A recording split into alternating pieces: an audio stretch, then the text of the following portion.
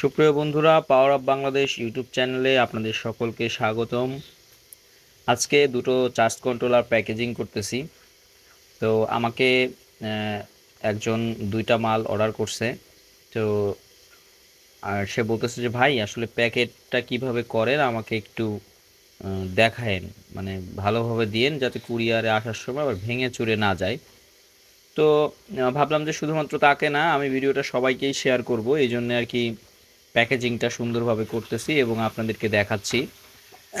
দেখেন, এটা বাবুল পলি দিয়ে সুন্দর করে মুড়িয়ে বাবুল পলিটাকে কয়েক পর্ত পেঁচিয়ে তারপরে হচ্ছে প্যাকেটটা করতেছি, যাতে আপনার কোনো রকম চাপে কোনো ক্ষতি চার্জ কন্ট্রোলারের না হয়।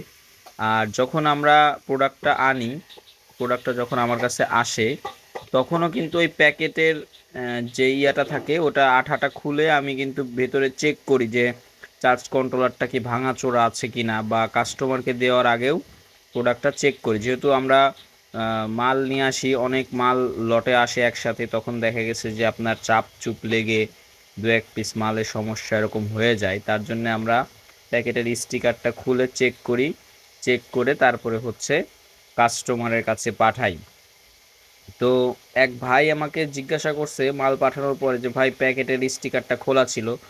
তো আমি তাকে বললাম যে ভাই স্টিকারটা খোলা ছিল, কিন্তু আপনি প্রোডাক্টটা দেখেন, প্রোডাক্টটা কিন্তু আপনার একদম ইনটেক প্রোডাক্ট।